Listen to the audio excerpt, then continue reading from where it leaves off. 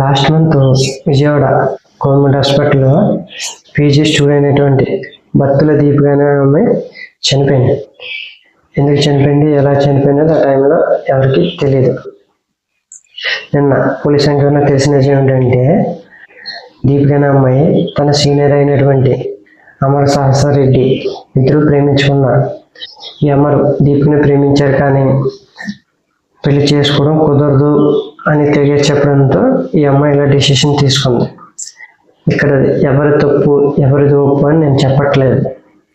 ఇలాంటి సిచ్యువేషన్ మన లైఫ్లో వస్తే ఎలా ఫేస్ చేయాలన్న గురించి చెప్తున్నాం.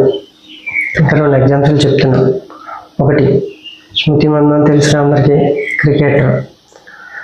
తను కూడా ప్రేమించిన అబ్బాయిని పెళ్లి చేసుకోవాలనుకుంది.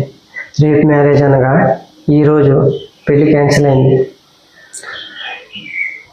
కానీ తను కంబ్యాక్ చేసింది. ఈ ఇన్సిడెంట్ జరిగిన కొన్ని రోజుల తర్వాత ఉమెన్స్ ప్రీమియర్ లీగ్ 2020లో చాలా గొప్పగా ఆడి తన టీంకి కప్పును అందించింది. ఇప్పుడు మహిళల ప్రపంచ క్రికెట్ ర్యాంకింగ్స్లో నెంబర్ 1 ప్లేస్లో ఉంది. 2, ప్రస్తుతం సొసైటీలో జరుగుతున్న గతంలో జరిగిన ఇన్సిడెంట్స్ చెప్తున్నాను. తల్లి గర్భంలో ఉండగా ఆడపిల్ల అయితే వద్దు అని, ఒకవేళ ఆడపిల్ల పుట్టిన అలా ముద్దుగా పెంచుకున్న సమయంలో 7 ఏళ్ళ వయసులో ఒక మూర్ఖుడు ఏం చేశాడన్నది మనందరికీ తెలుసు. అలాంటి సొసైటీలో ఒక తండ్రి తనకి 2 ఆడపిల్లలు పుట్టినాయి పెంచి పోషిస్తూ వాళ్ళిద్దరిని డాక్టర్ చేయాలనుకోవడం గొప్ప విషయం.